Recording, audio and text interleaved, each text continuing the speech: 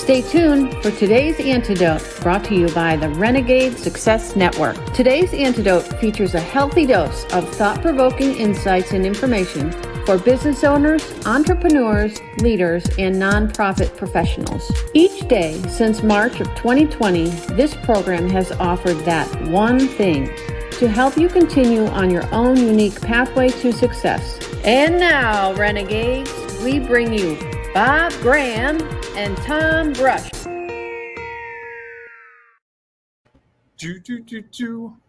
Hey, Tom. Happy Friday. Happy Friday to you. I was slightly off.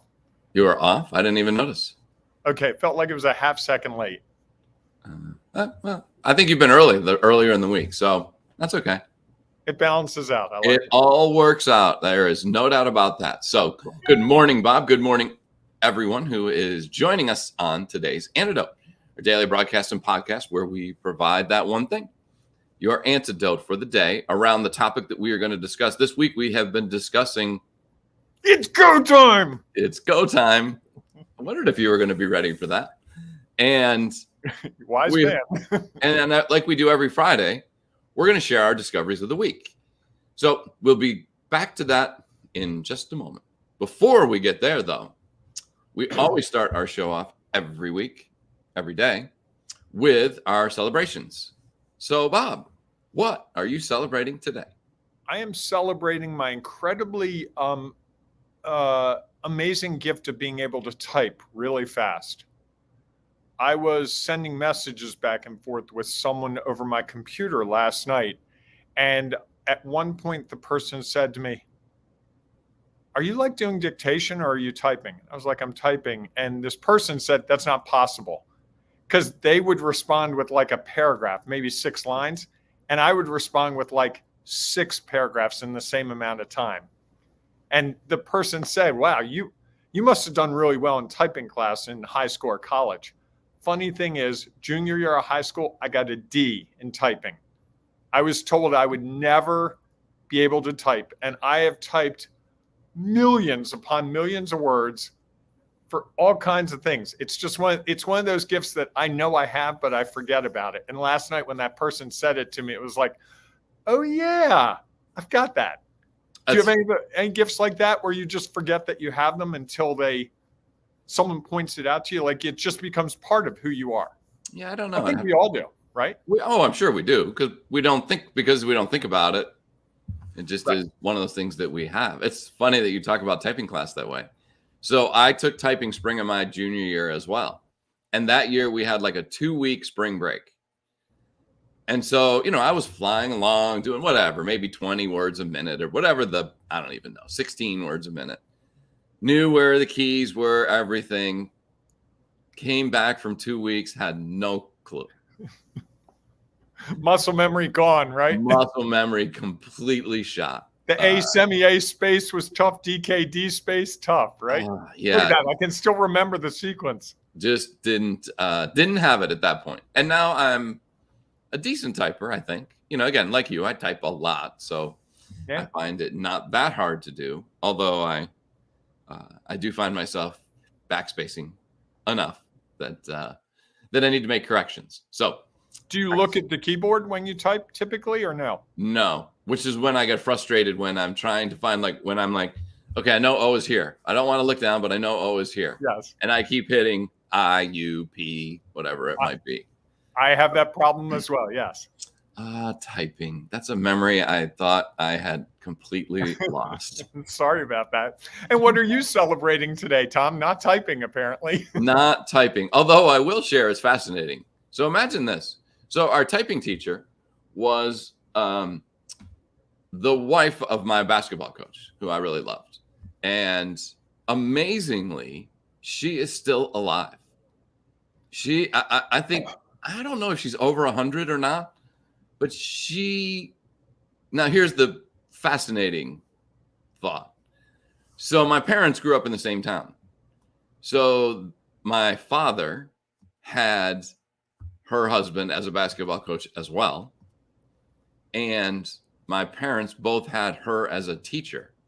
So imagine that she was a teacher when my parents were alive, taught me and my sisters, and she's still alive today. It's amazing. I can't even imagine. I should know how old she is because she's on Facebook. How about that? So anyhow, that's not what I am celebrating. Although okay, good story though. it was interesting. Just I started thinking about that. I'm like, did your basketball and his coach also run the grocery store or the saddlery or something? No, he was a gym teacher, baskall coach. Okay, all right, no doubt. Didn't know if it was so small town that people had like 10 roles. No, I don't think so. Okay, I'm trying to think about that, but yes, there were many people who had you would see people at So what are you celebrating? So I am celebrating that later today, my lovely wife and I are driving to Buffalo.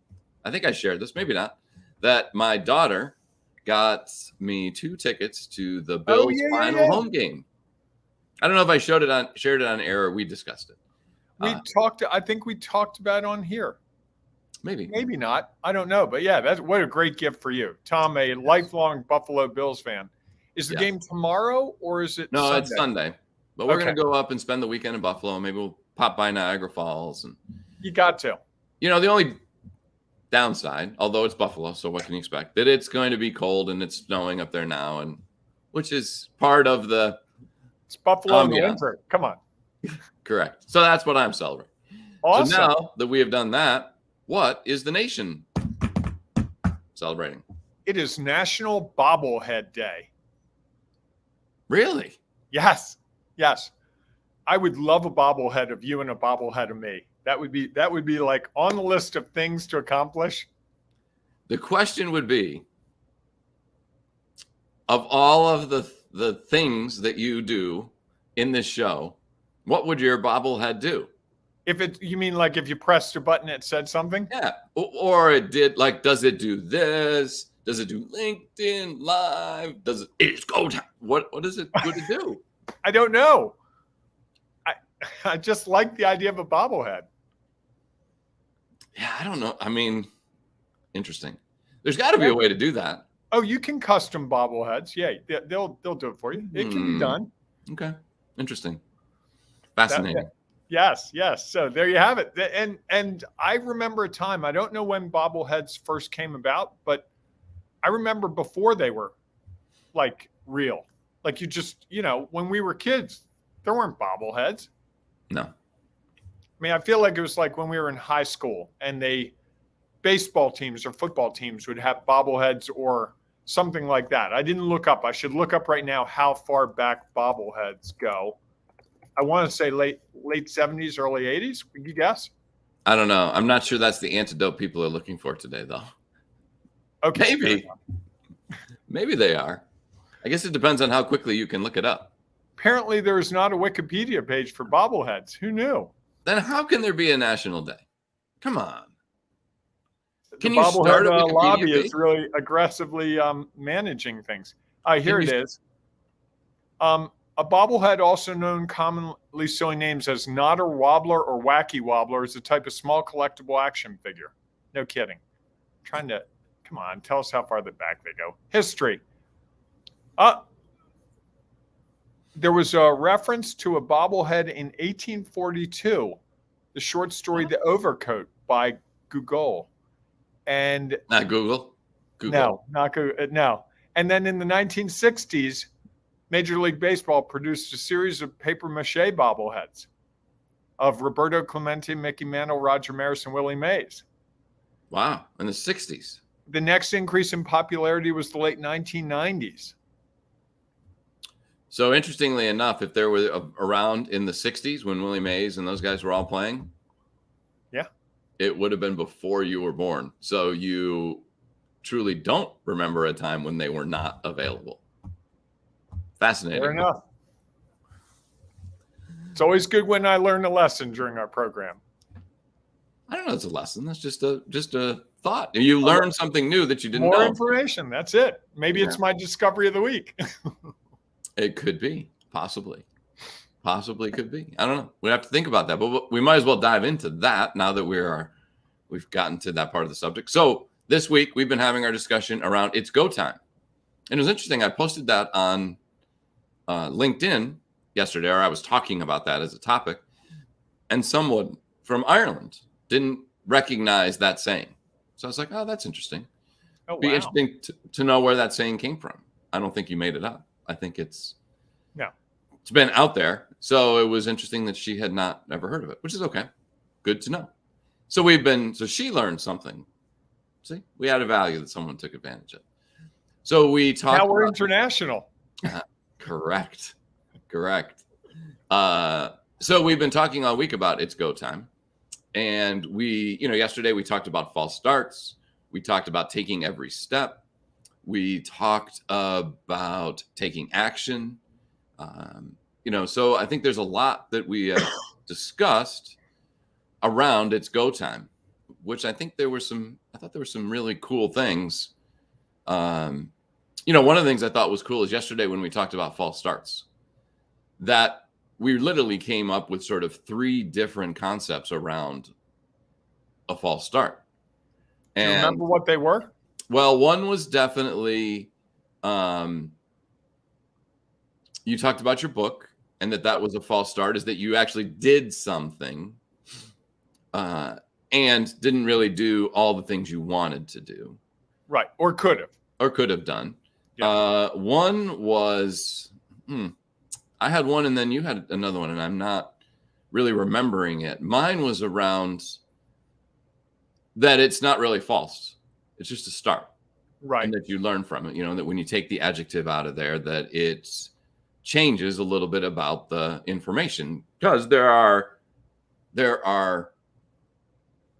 other starts that aren't as quick if you're talking about a race, and yet not that effective. It might as well have false started, because it might well consider it a false start because it left you so far behind that you could never catch up, especially in a sprint. And then you had another one, and I can't remember. The third one was around the idea of, listening to early feedback, knee-jerk reaction. Like, I think I gave the story of starting a website and people complaining because it's not right, and wanting to pull the website down on the first day because someone said that was always in the upper left-hand corner. Sure. And it's funny. That's what I really took away from the week, was when we started to talk about the 3 areas where you could have false starts. I thought we really crystallized that. For me, I could really find situations in my life where all 3 of those had happened. And it was like, oh, yeah, I didn't give that a chance. Like yesterday, I was thinking about something that I did a couple years ago. I didn't see it through. I gave it enough time, and then I got scared that it was actually starting to work. And I pulled back there, which may even be a 4th one. We become afraid of our success. Sure. Right? What if this really works well, Tom? What if we get this program out there and people really respond to it? We've got to do this, and there's 1 million people listening every day and watching. Oh my God, that's going to really change everything. And I think that's the 4th one that, as I think about it this morning, a false start can be caused by the fear of success. And I think so often we think it's the fear of failure, but I don't think that's it at all. I think it's really like, what if it actually happens the way I want it to? I think there's a little bit of both. I think that there are definitely people who I think the first instance is more the people who are the fear of calling it failure, is they do so much preparation that they can't get going. And so, they kind of put it out there, but they really don't. They kind of put it out to a point where, I think it would be like your book. And I don't think that was about fear of failure. It was more of just, we didn't take every step, which was another part that we talked about. There are lots of steps we could have taken. We took some. And we hadn't done that before together. Correct. So it's a learning tool. Right. No. Well, I think it was really a great week. I encourage people to go back and watch those episodes or listen on the podcast. What they would be episodes? They would be episodes for 87, 86, 85, and 84. Okay. Really, I went back and listened to the second day, the Tuesday one, and it was really, there was a lot of thought-provoking stuff, and I think a lot of real hints for how to overcome these things. And these are common business problems. This false start thing is not like one and done. And you can find companies, huge companies that spend a lot of money on marketing, a lot of money on research and development, and they still have false starts.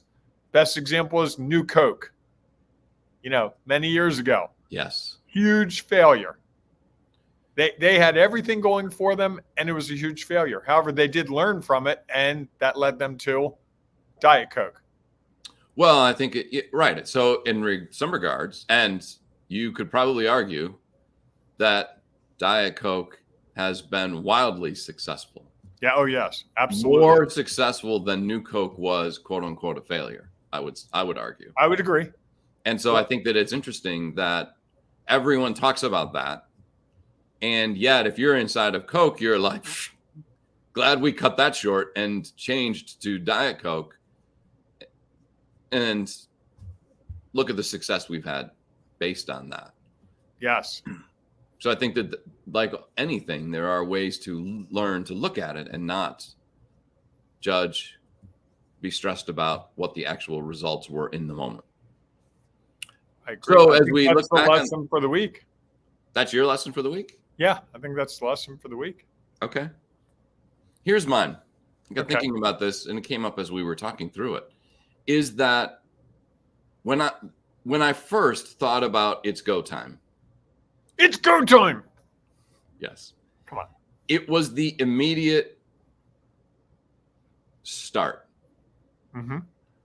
And just like when we talked and we used the reference or the image of a sprinter getting down and getting ready, and that really we, in some regards, we're talking about, or maybe I was thinking about, it's go time is when the starter's gun goes off.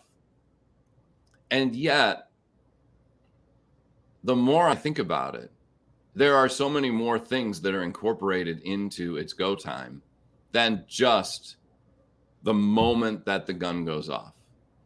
And that in reality, its go time is almost, for a sprinter, everything that happens all the way down the track until they hit the finish line. And when I started thinking about how did that relate to business, I think there's a lot of truth in that. Is that, for example, if you go in and have a hard conversation with your team, let's take, for example, you've decided that, you know what, everybody's going to come back into the office. We're not going to have any hybrid options. Nobody can work from home. This is just what we have decided. And in some ways, you might think its go time is launching into that discussion. In addition to that is all the things that go on as people go back and process that and then come back to you with feedback, and it's go time all over again. And so I think you can either look at it as all these individual starts, or that this is all part of a process until we get to a point where we get some results, modify them, and then get more results. Because you're probably in that meeting, you share it, and people are like, some people are slamming their hands on the desk. Some people are clapping, the people who always come in and be like, get back to work, you lazy people who at home are doing nothing. Not that I agree that, but that might be somebody's reaction. And so there are some results. And now you're in the process of, okay, you continue the conversation to try to get people to understand why this was a part of it. Keep modifying and have additional conversations. Is that it's really all a part of it's go time of sharing this message, launching this product. We're talking about doing a launch for our app that will actually last almost 10 days. And so while the moment we say, oh yeah, is this part of that launch? Could be, maybe not. Right. And the moment we actually put something out. So that's the start of it. And then that go time is the time will continue as we continue to respond, share more information. And really it's the opportunity for us to take all the steps that we have put together from the plan that we created. And I think that would be my one thing, is that its go time includes all of those things. And until you have taken every step that you need to take to complete the race, you're still in go time. I like that. That's great. Well said. Truly. Appreciate that. Of course. So everyone, if you have one thing you'd like to share, or your discovery of this week of discussion that Bob and I have, or that you've been thinking about, it's go time. It's go time. Sorry, I forgot. That was good. We would love to hear it in the comments or see it in the comments, or you can go to our Ring of Renegades Facebook group and share it there.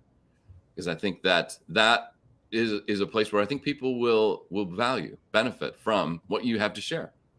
You may not know it, they may not respond, and they will take it and it will impact what's real for them as they try to find their own unique pathway to success. So, any last words for the week, Bob, before we sign off? Be safe. Wow.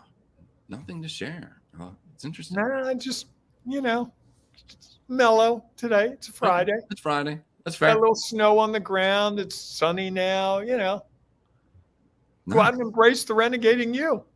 Absolutely. Have a great day, everyone. And we will see you inside the Ring of Renegades Facebook group, or we'll see you Monday morning, 8 a.m. Eastern time for our next edition of Today's Antidote. Have a great day.